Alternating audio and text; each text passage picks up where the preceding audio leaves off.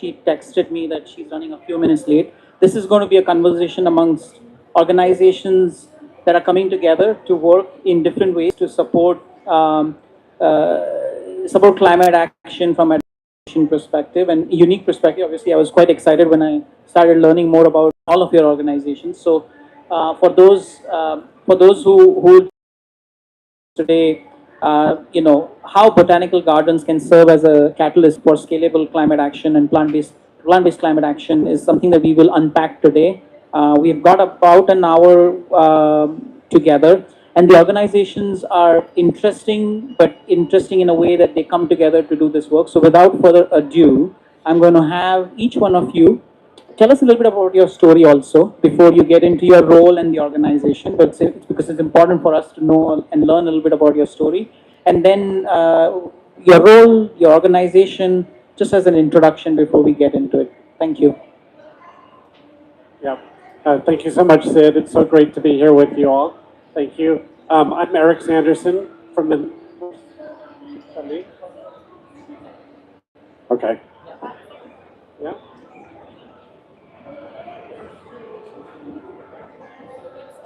Okay. Okay. I'm going to try again. I'm Eric Sanderson from the New York Botanical Garden. I grew up in California. I live in New York City. I've lived in New York City for the last 27 years. I'm an ecologist by training. I'm actually most famous in New York for my work on the historical ecology of the city. So describing what New York was like at the eve of colonization 400 years ago, which has all kinds of relevance for how we adapt the city for climate change, for how we think about colonization, and how that's affected the United States, and how plants are such an important part of our lives. I worked for almost 25 years with the Wildlife Conservation Society on wildlife conservation, traveled all over the world, and now I work at the New York Botanical Garden, where I'm the Vice President for Urban Conservation, and I direct our Center of Conservation and Restoration Ecology. And I'll be talking about our Nurturing Nature project today, which is about catalyzing ecological restoration through a network of botanical gardens around the world.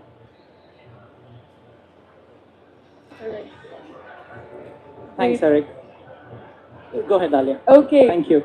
First of all, very nice to meet you and very happy to be amongst you today. I also want to say hi to everyone, to introduce myself very quickly. My name is Dalia Atallah. I'm a programs officer at Community Jamil. So for those who don't know, Community Jamil advances science and learning for communities to thrive. The way we do so as an international philanthropic organization, we set up centers of excellence that sit within higher education institutions like MIT, Imperial College London, and our work spans hunger and poverty, diseases, and obviously food security. In terms of my background, I'm a very passionate youth advocate. I joined actually the COP28 as a youth ambassador as part of Community Jamil's delegation as well. And this COP, what is very exciting, as an organization, we have advanced and led a consortium of actors, philanthropy, and scientific organizations, and launched a portfolio of investable solutions within the food systems transformation space. So this is a consortium led by CGIAR. I think Marcela was supposed to be with us as well, and Embrapa. So this is it in terms of my background. I'm very honored to be part of this panel. Thank you, Dalia. Go ahead, Gary. Hi, everybody. Hi, nice to meet you guys. My name is Gry. I am from the Vegetarian Society of Denmark. And to start out with a little story about myself, I was in Belém the first time when I was 10 years old. I fell in love with the rainforest, and I've been working with the cross sector of people and nature ever since in many, many different ways. So the last 14 years I've been working in a forest organization, working with how people co-live with forests. How can we make people protect forests? That made me follow the COP negotiations for the last 8 years. And so this year I just started working with the Vegetarian Society of Denmark, now looking into how can we actually get people to consume more plant-based so that we can save forests and nature. And to tell a little bit about the organization, it's a very widespread organization. I'm still learning all the corners of the organization that I'm working with. They do a lot of incredible work, or we do a lot of incredible work. We actually do a lot of policy work to get Denmark to promote their own action plan on plant-based food. And in that way, we also want to tell the story about the plant-based food grant that we have in Denmark. But we also do more on the ground work, having some of the projects where we actually introduce cuisines, kitchens, professionals, people to plant-based food and talk about the health benefits, talk about the benefits for the nature, for the environment, for the climate and everything, by both learning them how to eat more plant-based, but also like interacting and introducing them without it being us telling them what to do, but just making it available and say, hey, come over here with us. Fascinating. Thank you very much. Marcella, you came at the right time, so you're not late at all. We were just going through introductions, and so if you don't mind just giving a little bit about your story, your role at the organization, what is the alliance to set the stage for the session. Thanks. Yeah, thank you, Sid. And sorry, we were just rushing between one event and the other. I'm Marcela Quintero. I work for the Alliance of Biodiversity International and SEAD, and we call it an alliance because 5 years ago we bring two CGIAR centers together to embrace a food system approach. What it means in practice is that, I mean, CGIAR is known well for the work on conservation of agrobiodiversity. So we have these seed banks also for the work on increasing crop production. And then we said, okay, that's not enough for the food system transformation that we need. So we brought together these two centers to we need to do something beyond crop production. We need to make that production sustainable. We also need to ensure that that production and the livelihood are diversified. We cannot rely on few crops in our livelihoods, but also in our diets. And we need to touch on the consumer behavior. I mean, it's not only talking about how we produce, but also what we consume. So with these two organizations, we also start working on consumer behavior and food environment. What needs to happen in that middle ground between the production and the consumption? So we keep working on the gene banks, the preservation of genetic diversity, but also on how we use diversity as much as we can, how we diversify the livelihoods to be more resilient to climate change, and then what are the changes in the consumer side to be able to reconcile the both parts of the food systems. So I work for that organization there as a research director, and very happy to be here. Thank you. Thank you. And food environment is a space that we might probably get into quite a bit today, as most of us are working in that space. I'm going to start with Eric because Eric, this is the first time the New York Botanical Garden is coming to COP. And for those who may or may not know, can you give us a sense of how the Botanical Garden plays a vital role in climate adaptation, resilience, from a community perspective, from a science perspective, from an education perspective? Give us a bit of a sense of how that plays out. Obviously, we all go and walk in gardens, and we do this in urban centers, in rural centers. But give us a sense from your perspective. Thank you. Mark. Yeah, that's right. You know, everybody knows botanical gardens because we like to go there with our family and look at the flowers. But a lot of people don't know where botanical gardens came from. They were actually invented over 500 years ago for medical purposes. So, and that's because 500 years ago in Europe, people would prescribe plants to make you better for medicine. And they would do it by reading books, by reading herbals.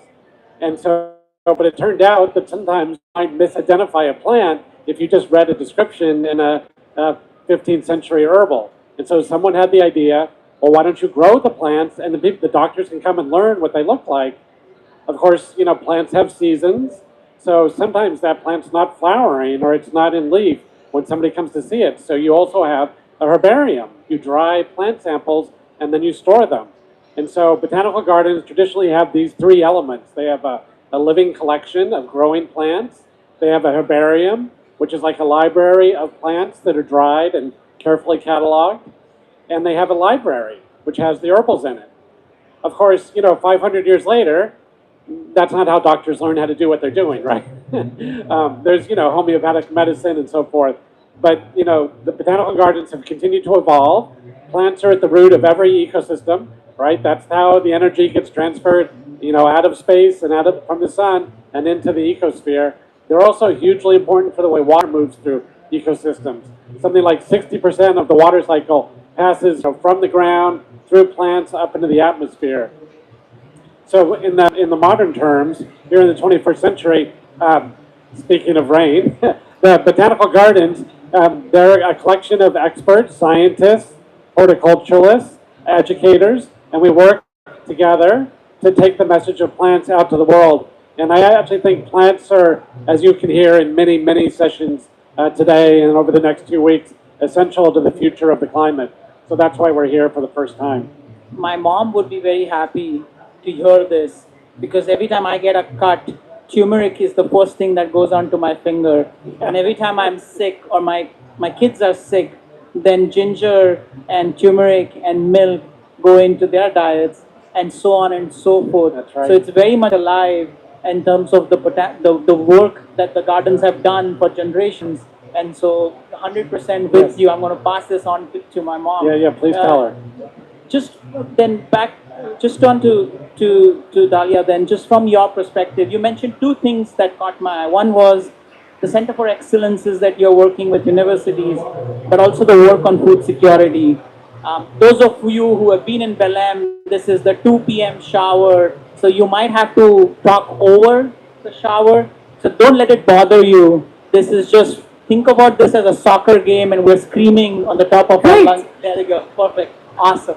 So give us a sense of how you see botanical gardens and the work that your organization is doing. Thanks. Okay, great. Thank you so much.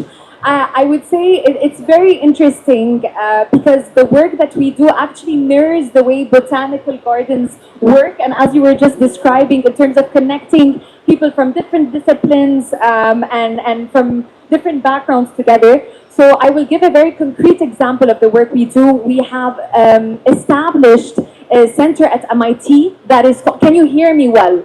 Yes, great. So we've established a center at MIT that's called the Jamil Water and Food Systems Lab. And basically this center supports tackling the possible problems in water and food systems. And they bring together engineers, biologists, economists, social scientists to design cross-disciplinary solutions for climate resilient food systems. So they have different ways of functioning. They have a seed grant model where they support, they give early support to bold ideas within the food and water space that conventional funding actually might overlook. And many of these early stage projects evolve into spin-outs or large-scale partnerships with the private or the public sector. But they also have a grand challenge, which is a $1 million initiative that they give to very, very unique scientific solutions. I wonder if you would like me to give you like 2 examples of these solutions so you can get a sense of what this is about.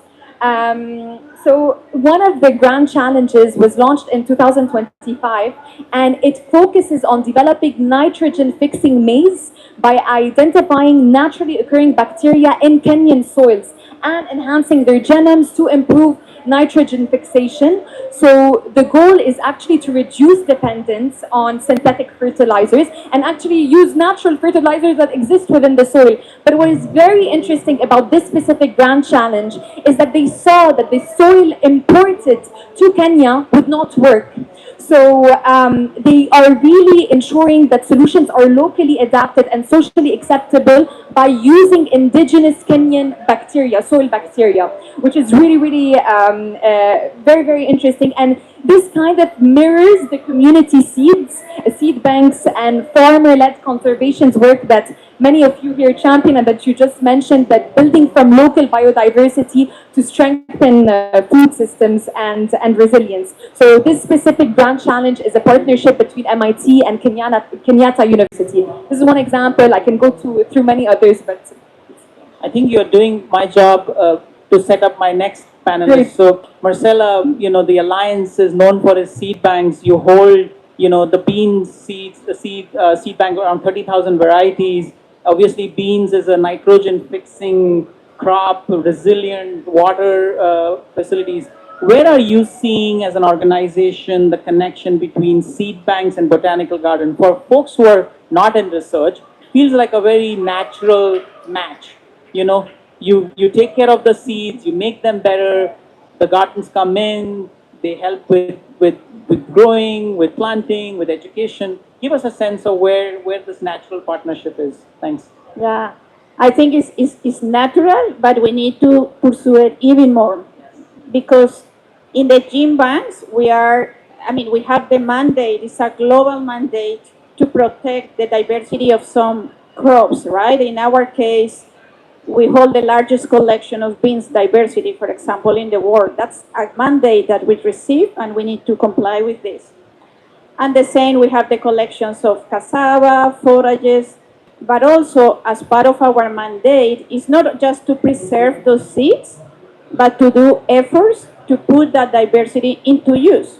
So it means that we need to do discovery, right? What is in that genetic diversity? But also how we translate this into use. And the thing that we are seeing now with climate change and other shocks is that we cannot pretend that the world is going to be resilient only with beans, only with rice, only with cassava, only with forages. And this is where I see the natural connection because the botanical gardens are also uh, protecting and also exposing the communities and the public to the huge diversity that we can use for different purposes. So in the Alliance, we are committed to develop more diversified agricultural systems. So I think if we work together with botanical gardens, we can take that knowledge and that diversity that we protect in the gardens, that we protect in the gene banks, to co-design systems that are more diversified on the ground. So I think we need to connect the botanical gardens, the gene banks, with efforts that we do in the ground for the diversification, like for example the community seed banks. That is something we also have been working already for many years because we realize already that not only having these ex situ gene banks are going to be enough. We need to also to go establish these community seed banks and attract other diversity that are not in our seed banks but are needed to be more resilient systems. So I think if we make that connection, botanical garden, gene banks, ex situ and gene banks, and the in situ community seed banks, we can embrace this vision of having more resilient systems at the end based on more diversity. Yeah, I couldn't agree more. Also, there is a lack of real knowledge in mass consumers in terms of where their food comes from. And community seed banks and community gardens, even my kids who go to school have a community garden. They're getting a real understanding of the diversity as opposed to the same sort of strawberries 12 months and same sort of corn 12 months of the year. There's a real sense of education coming. Gri, I know that you and your organization are really focused on awareness and capacity building. You've spoken a lot about chef training and building capacity in some of those, working with universities and culinary schools.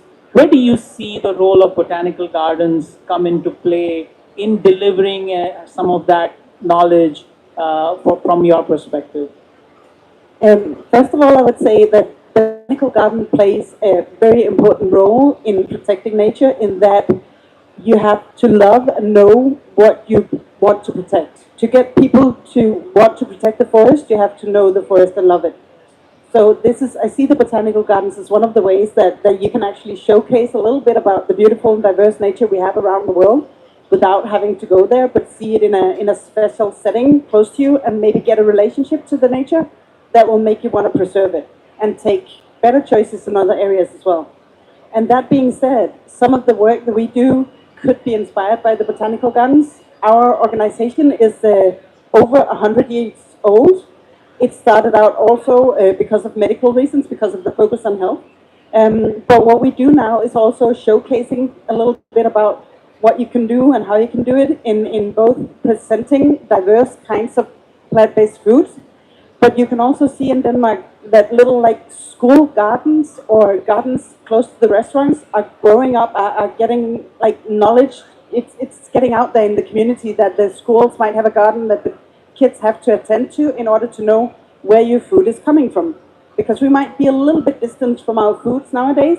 And it would be healthy for us to know where's the food coming from, how do we actually prepare it, and what should be done to get better food. And in the same way, protect nature. When we eat more plant-based, we save more space for the nature.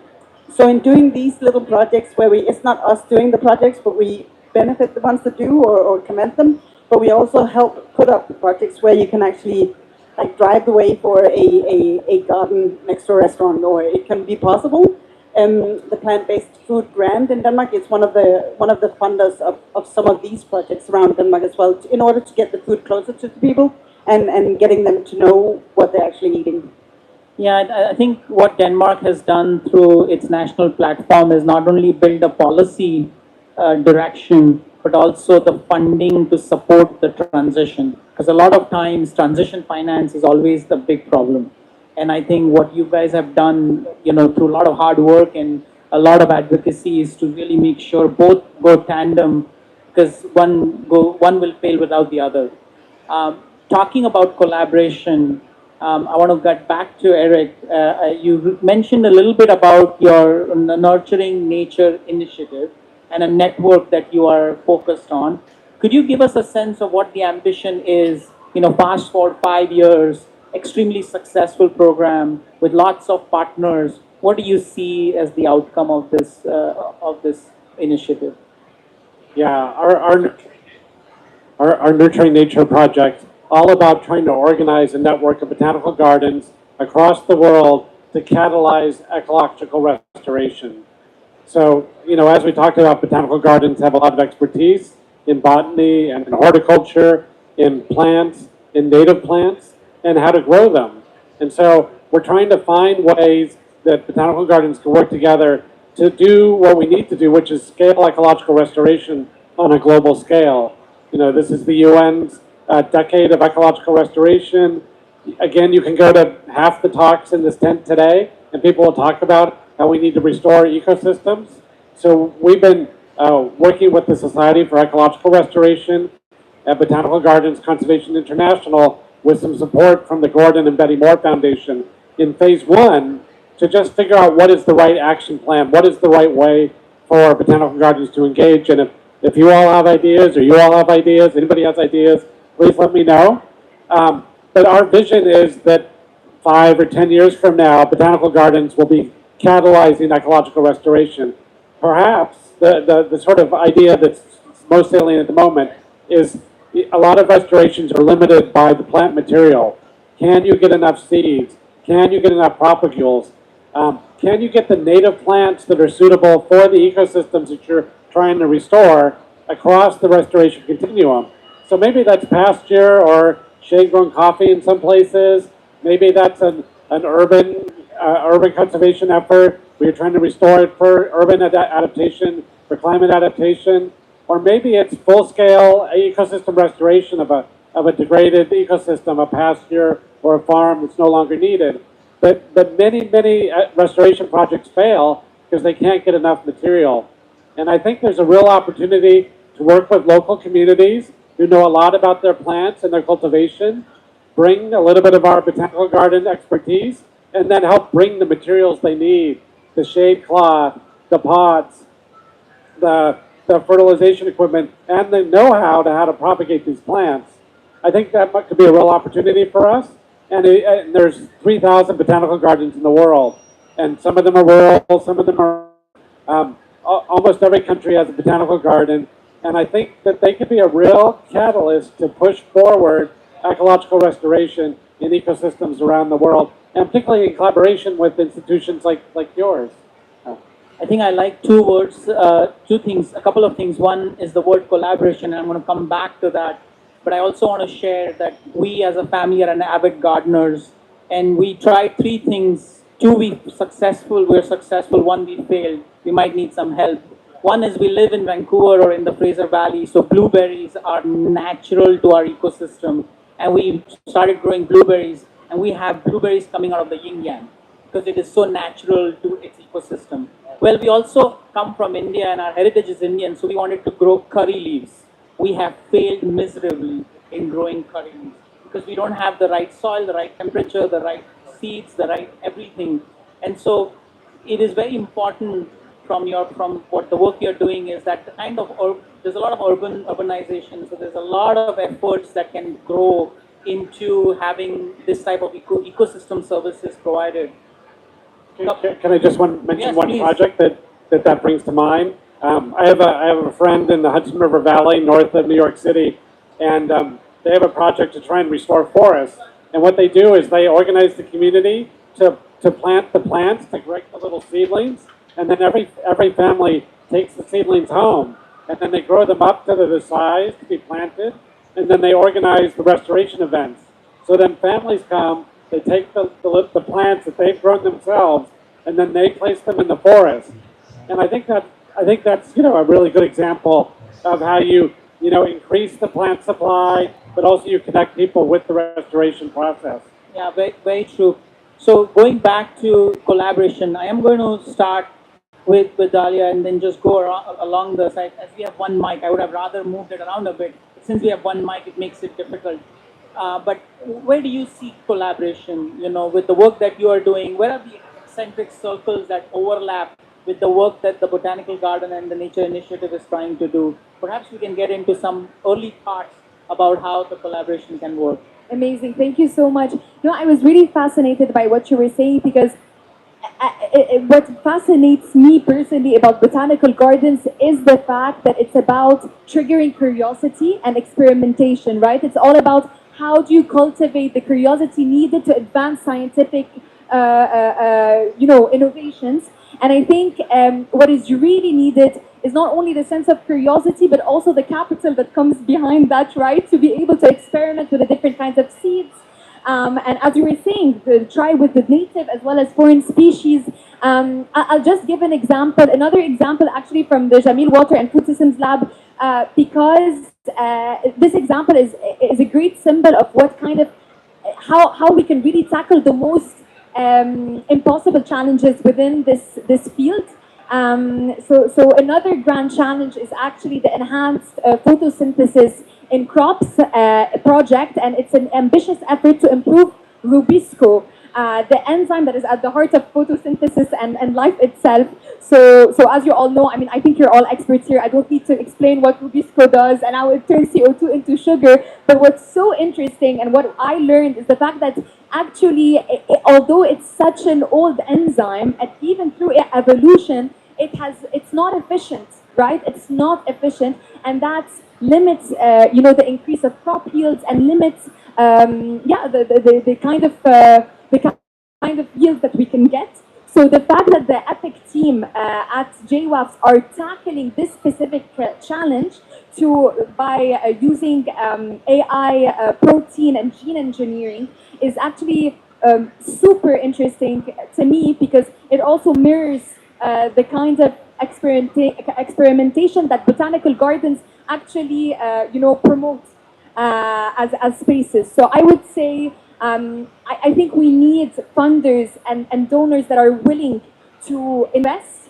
in these kinds of experimentations, because we see that member states' funding is limited, and this is where private capital can come in, and this is where and also collaborate with scientists that are ambitious enough to tackle very impossible challenges.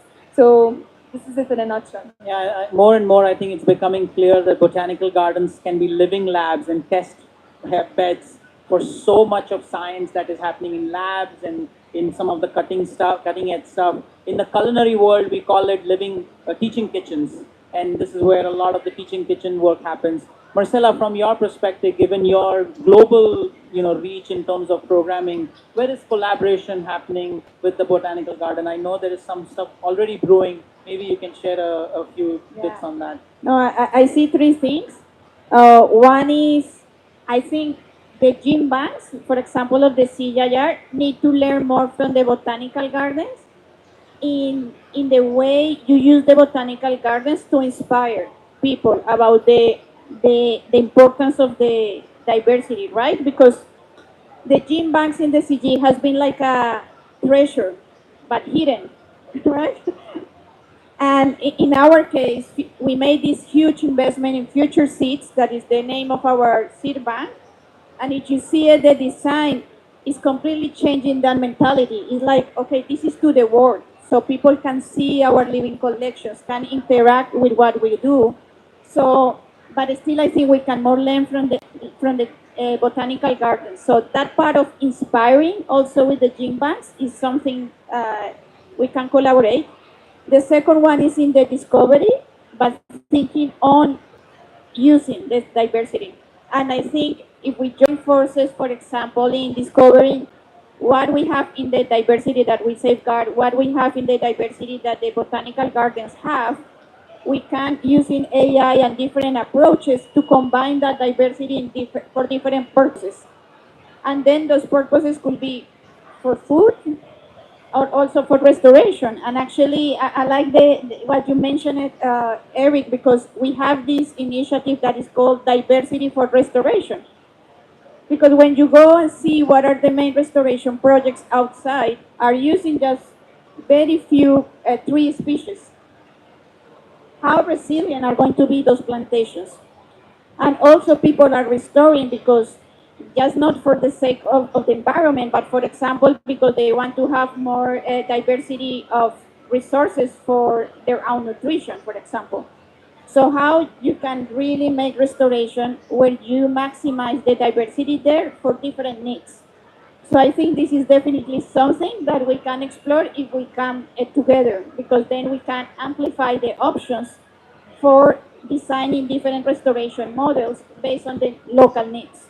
So definitely those are three areas on how we exhibit better what we have to raise awareness and creativity, how we discover diversity together, and how we put that diversity on restoration, on more diversified agricultural systems.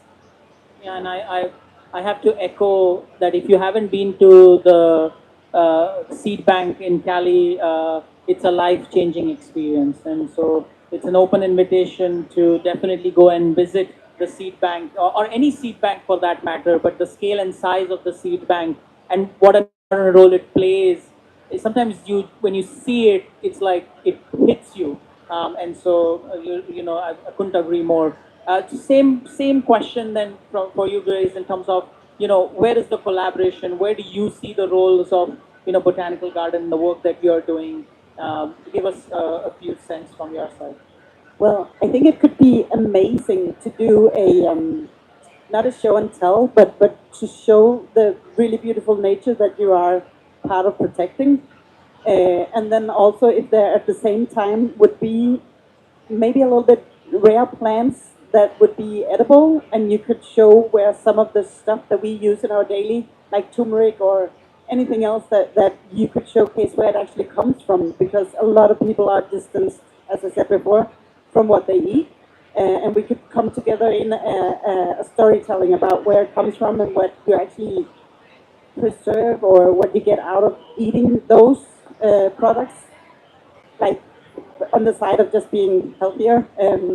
That would be amazing. And one of the things that we focus on in Denmark is actually training of trainers or training of professionals.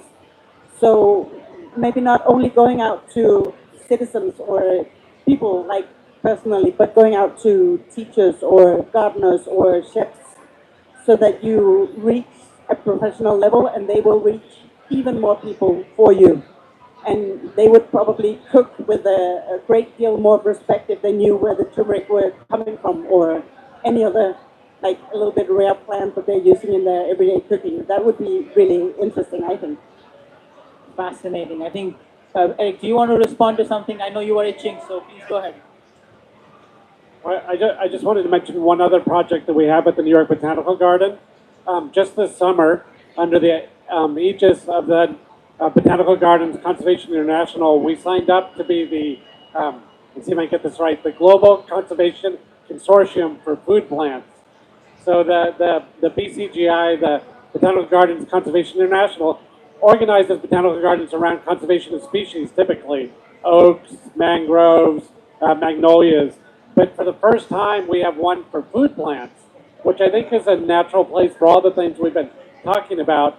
So the idea of the GCC for food plants is to conserve the diversity of food plants, to try and bring together the expertise of botanical gardens and seed banks in particular, and also to think about the wild relatives of, of all the crop plants across the world. And my friend and colleague, Dr. Alex McAlvey, he likes to talk about how, 100 years ago, human beings ate thousands of plant species. Now, there's such a narrowing of the number of species that we actually eat. And of those, there's only, 4 or 5 that are, a huge number of our plant-based calories. And so there's a diversity. If you look at any indigenous culture, they have strategies for climate adaptation. Often they're around mixtures of plants and mixtures of closely related crop plants, right? So I think there's just so much to be learned about for climate adaptation, for biodiversity, and for local communities through this new global consortium around food plants.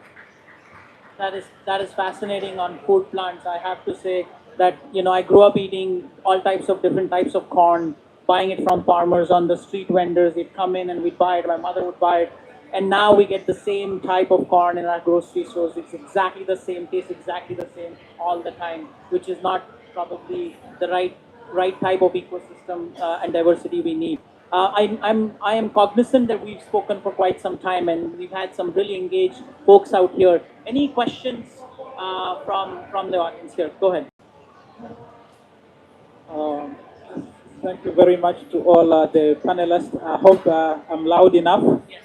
I am really inspired by these presentations, but I do have some questions where I need clarity coming from Africa, where the concept of botanical garden, means, you just go there, you just enjoy seeing the flowers, but there's nothing you can get out of it as, to use for food. All right. So should we, for example, if I take this model to Africa, should we change the concept? Should we keep the concept? What should happen so that people can actually grow food in the botanical gardens? Because really, if you go to botanical gardens in most African countries, you don't have to pick up anything for eating. All right, so let's have a conversation about the concept and whether we need to apply it or something need to change. I didn't hear you talking about policies in this whole conversation. Do you think there will be policy changes for us to promote botanical gardens to be able to access food?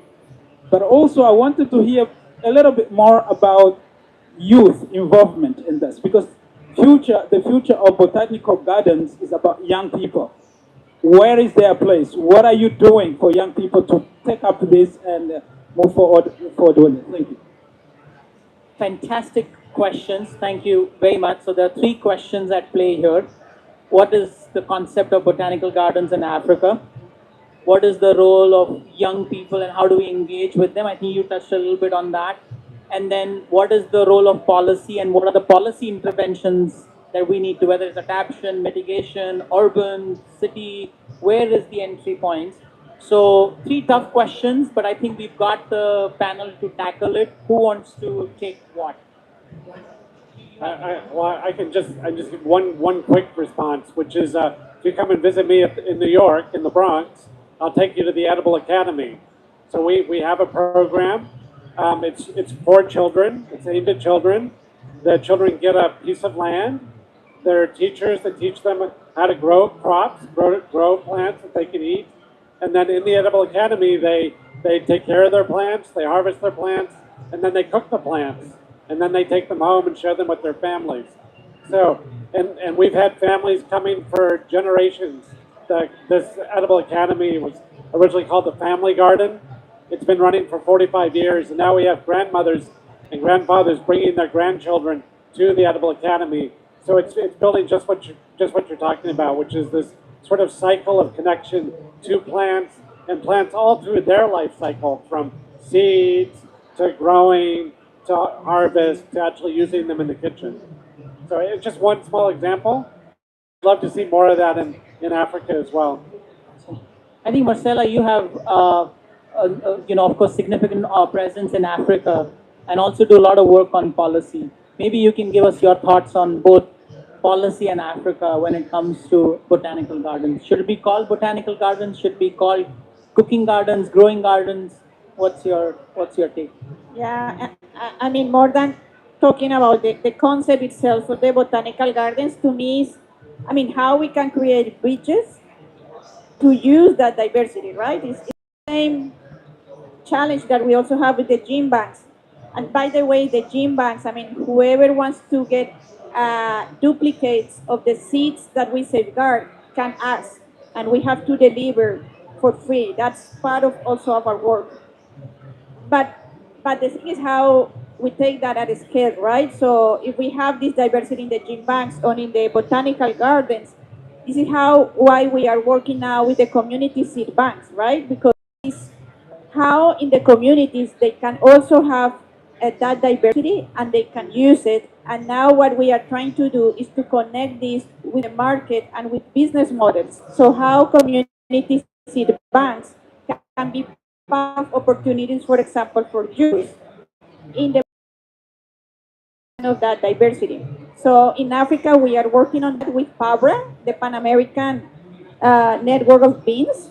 So it's through PABRA that we are able to really make use of that diversity and put it in hands of the value chains of beans. So I think we need to create more PABRAs to establish these platforms to be able to put that diversity into use. And I think it's not for the gene bank to be that platform or for the botanical garden, but we need to create the platforms, like for example, PABRA, to be able to put that that diversity into use. So I think this is where we need to work together and establish those platforms. But the PABRA, I think, is a very good example in Africa. Any thoughts on any of the questions? Policy? You've done some work there.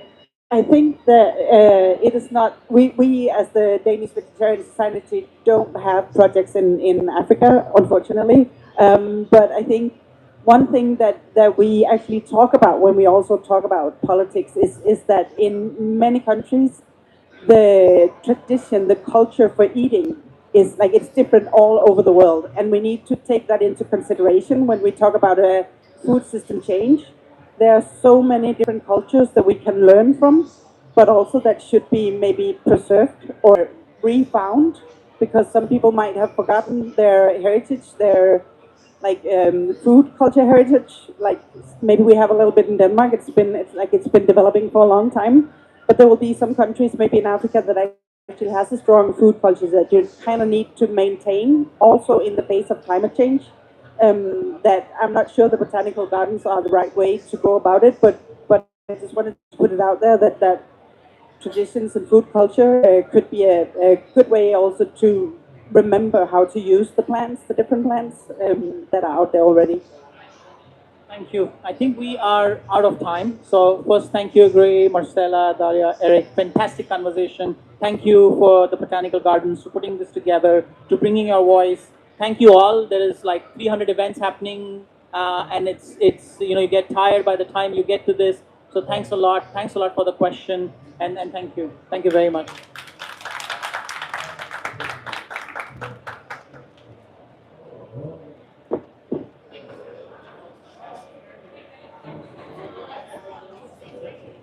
Thank you, Greg. Thank you so much. I am with the Medicine Committee of Canadian Communist Bank. So this is your Canadian. I hate where you come in BC and all that. I've been to those places. No, thank you. Well done with the moderation. In Winnipeg.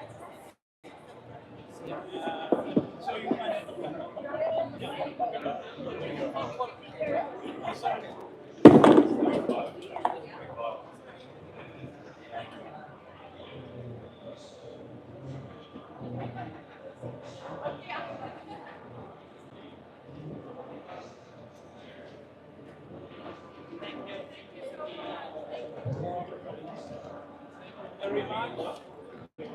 Okay. Yeah, thank you very much. We meet tomorrow, right? Yeah. Wednesday. Wednesday. Yeah, yeah, yeah, yeah, yeah.